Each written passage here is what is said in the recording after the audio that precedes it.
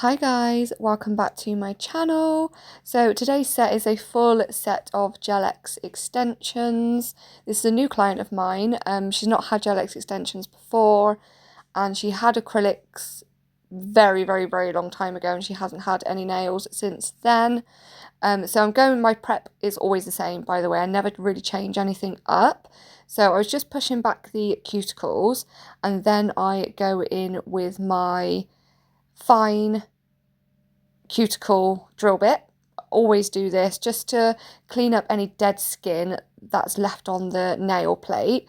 I am doing this on a speed of around 3000, not too high at all. You want it quite low. It's literally just to take off the dead skin.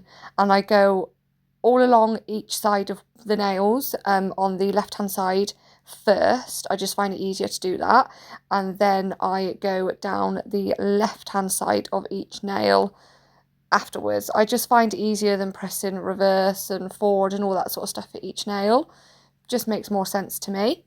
And then I go in with my mini sanding band 240 grit, which is a fine grit, so it's perfect for natural nails. You don't really want anything harsher than that, because you will end up over filing the natural nail, basically, and you don't want to do that. And they'll get heat spikes and you'll thin out the nails, all that sort of stuff. So yeah, if you do want to do this and you've not done it before, just make sure you use a fine sanding band 240 grit. I use the medium, the mini sanding bands.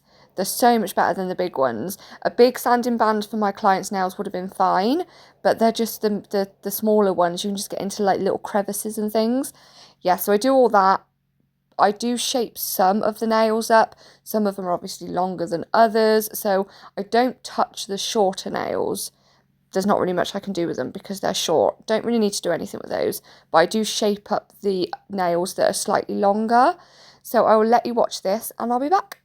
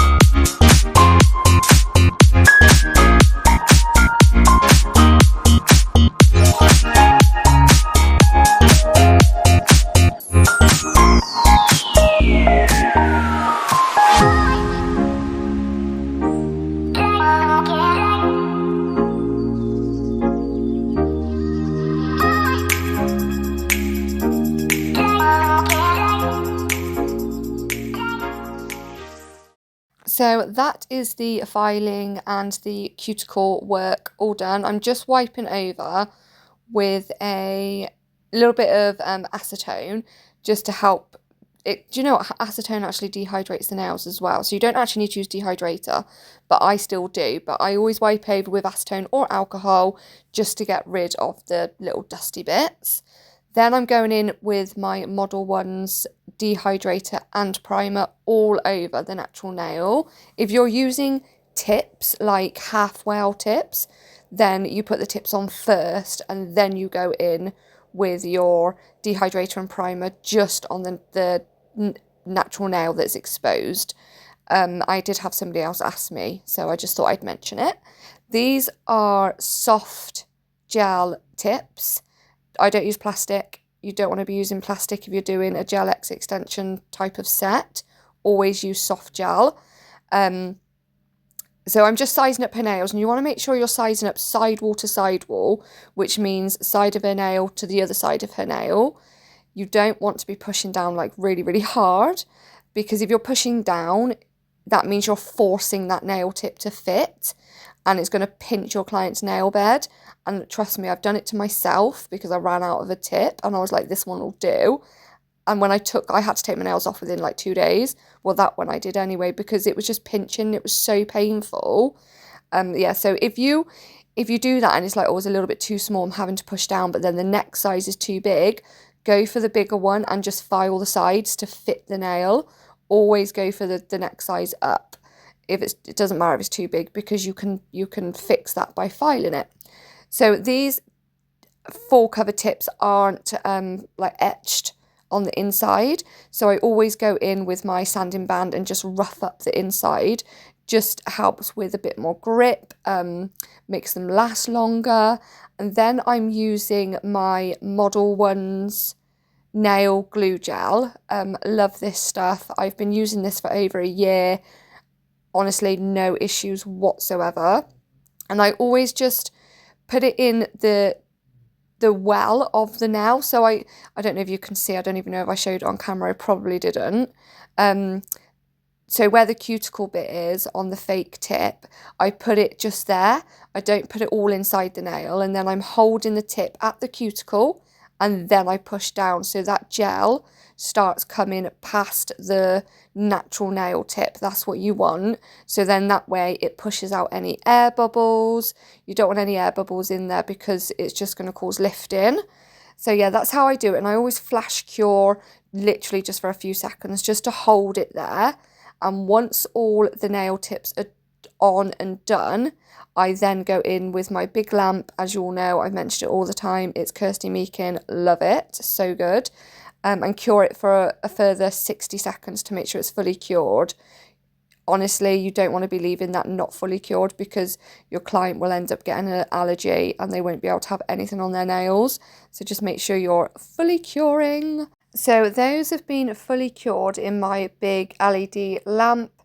It is Kirsty Meakin. I mention it on all my videos. I'll probably stop mentioning it soon, but I do love it. If you want a professional lamp, go and get the Kirsty Meakin one. It is a little bit pricey, but is good. It is very, very good actually. So we were going for a rounded almond, not like a pointy almond. She wanted a rounded almond, a bit more round on the free edge basically. So I'm going in with my scissors just to take down the sides, just to make it quicker instead of me just sat there with a file. And then I'm filing just down the sides of the nail, so the side walls of the nails. And then I focus majority of the filing at the free edge to get that roundedness. I don't want to focus too much on the sides of the nails, because that's when you take the side walls in way too much and you over file the sides of the nails, and it doesn't look like it from looking straight on, but when you look at the nail from the side, you can see that it's actually starting to, you've took too much off. You can definitely tell. I've done it before and it did take me it was a learning curve for me basically.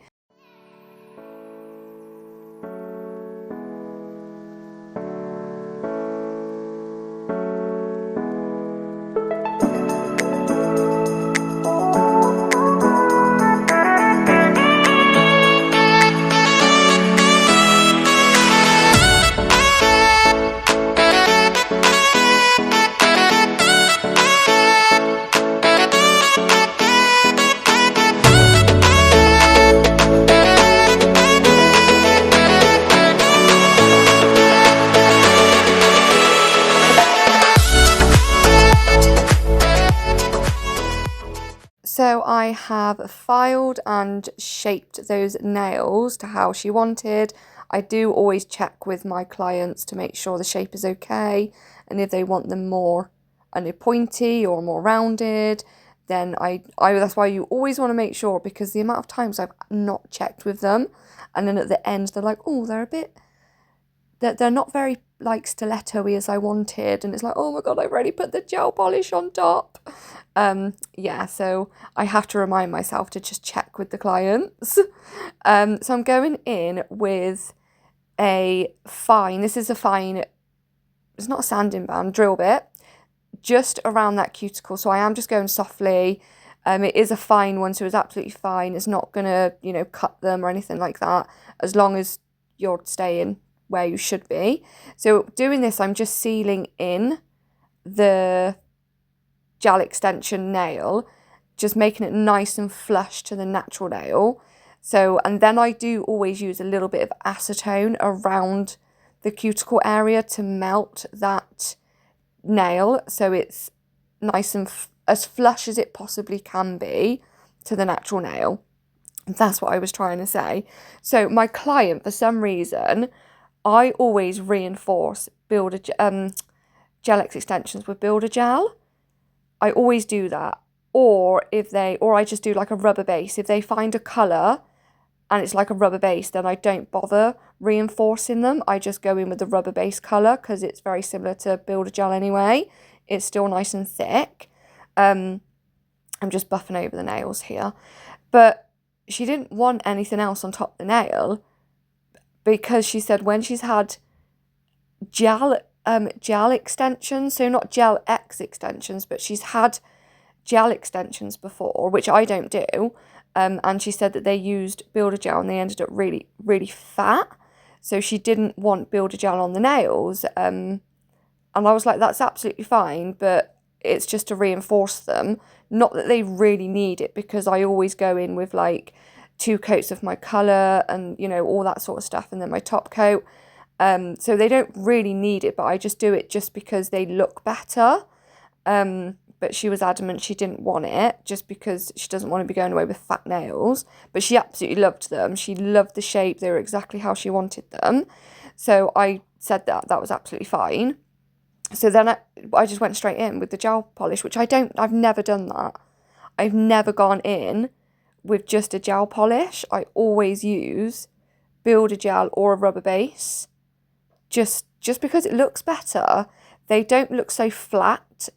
They don't look cheap like press-ons, if that makes sense. I mean, these did turn out beautiful anyway. This was my first time ever doing gel-X without putting a Builder Gel or a rubber base on top. But, you know, if my client didn't want that, then that's absolutely fine.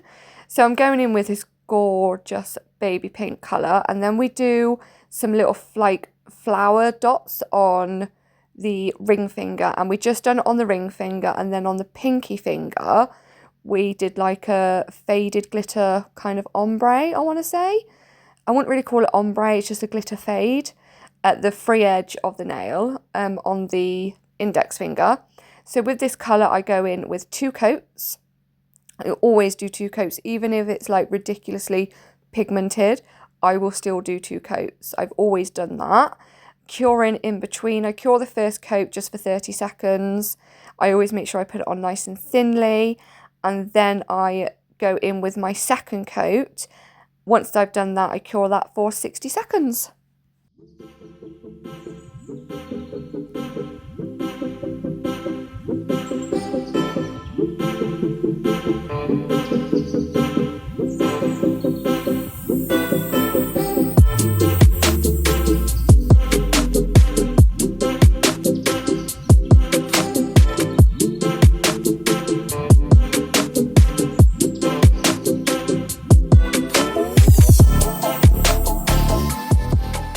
So I have cured 2 little dots, just white dots, and I've cured those. And then I'm using like a darker pink to do just some more dots. That's literally how she wanted the flowers. That's basically it. Nothing much. And then I'm using like this clear glitter on the index finger. And I just fade it up with and like an ombre brush. Just that, I'm not very good with ombre. I've never been very good with ombre. I've tried so many times. If anybody has any tips or tricks how to do ombre, I've tried it with like a palette, like an eyeshadow palette. Do I do like the base matte? Do I leave it like just cured with this tacky layer? Like, if anybody has any tips or tricks, please let me know, because I've had quite a few clients wanting ombre and I've had to tell them no, because I'm just shit at it. I'm not going to lie. am awful. Yeah, so if anybody has any tips or tricks, like step by step how to do it, please comment below, because I've probably had to tell over 15 people you'll need to choose a different design because I can't do ombre and it's not good. So I have already cured the top coat. It's a no wipe top coat by Blue Sky. That's why I said Bly, because it's by Blue Sky, and I cured that for 60 seconds. And then I always do a little bit of a finish file afterwards, just to kind of crispen them up, and then it also helps seal in that gel polish, just to stop any lifting and chipping and things like that. So I always do a finish file. That's basically it. But as I said, if you do have any, you will see the finished result in a minute properly. They are very pretty. But if you do have any, it's more like proper ombre when I'm using like proper colours like white and things. I can't do it. Glitter ombres are absolutely fine because they're basically clear with just a little bit of coloured glittery bits in there. That's absolutely fine. It's like proper colours. I cannot ombre to save my life. I've even tried like little like patty like rubber square things to pat them on the nail, and honestly it just turns into a whole mess. It just gets everywhere. It's more the blending out that I struggle with. Getting it on the nail is fine, it's easy, just put it on there. It's the blending out.